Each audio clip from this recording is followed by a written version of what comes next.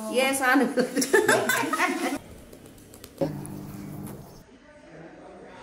Hello and good morning everyone.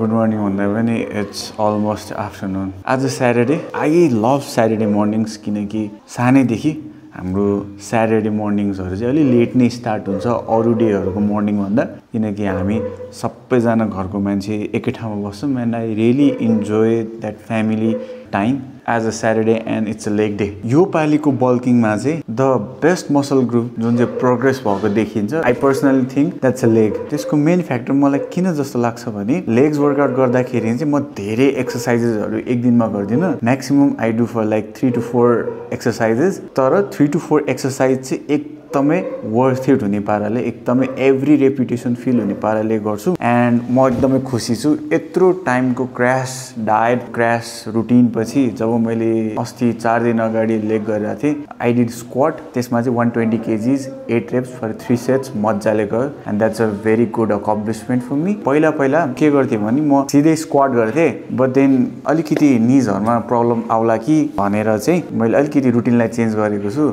Squat गर्नु भन्दा अगाडि I do leg curl and calf raises. त्यसपछि म द थर्ड मोमेन्टमा म स्क्वाट गर्छु and this is very game changing guys. तपाईहरु पनि एकचोटी ट्राई गर्नु होला. लेग्सलाई मज्जाको वार्म अप हुँदो रहेछ स्क्वाट गर्नु भन्दा अगाडि. So anyway, welcome to body recomp episode 2. हामी gym जान्छौं and we will be training legs as a hack squat गर्दैछौं. hack squat मा पनि भोल्युम अलि बढाएर गर्ने ट्राई गर्दैछौं. So let's go. Raindrops are falling on my head, and just like the guy whose feet are too big for his bed, nothing seems to fit. Those raindrops are falling on my head, they keep falling.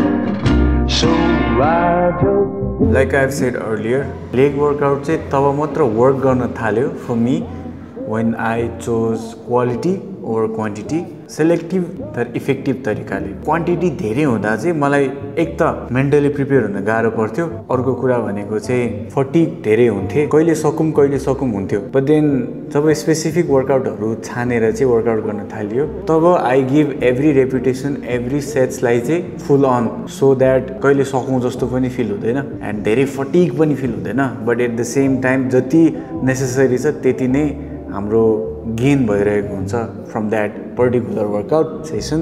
As we will be doing just 4 movements. एउटा यो hack squat छ, also known B squat भन्दा नि हुन्छ. यो more of a B squat machine हो. So B squat, walking lunges अनि एउटा extension and calf raise. That's all. तर जति पनि वर्कआउटहरु गर्छौं हामी we will give our full. So yep. Come on, empty gym, just the way we like. यहाँ कोही पनि छैन है गाइस, कोही पनि छैन, म मात्र एक्लै.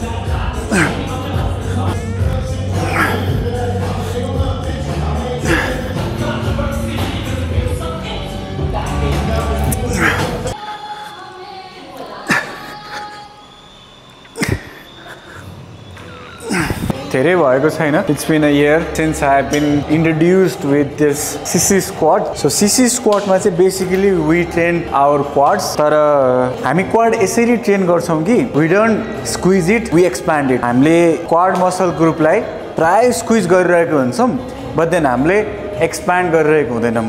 So expansion movement चाहिँ CC squat हुन्छ. I really love this workout. अब यसको लागि चाहिँ अलिकति लेगको स्ट्रेन्थ चाहिँ हुनुपर्छ. सो बेसिकली हामी यस्तो एडजस्टमेन्ट लाएर चाहिँ स्पट लिन्छौं. हाम्रो टोलाई हल्का उठाएर चाहिँ and then will just go down. अब यो मोमेन्टमा आइसकेपछि चाहिँ मजाले स्ट्रेच भएको फिल गर्ने एन्ड देन माथि. So this is how you perform a sissy squat. यसलाई at least once in a while गरिराख्नु भयो भने चाहिँ बेटर हुन्छ आज एक्सटेन्सनको सट्टा चाहिँ मैले यही गर्ने निर्णय गरेँ विल गो डु सिसी स्क्वाट्सको 3 सेट्स मजाले देखाउँछु नि म अलिकति पछाडि राख्छु ओके फर्स्टमा चाहिँ एज आई मेन्सन अर्लियर यसरी स्पट लिने देन आफ्नो टोलाई उठाउने then will go down stretch गराउने देन माथि up down looks kind of scary तर त्यस्तो स्केरी पनि हुँदैन यो अलि निज दुख्छ जस्तो देखिन्छ तर निज चाहिँ खासै दुख्दैन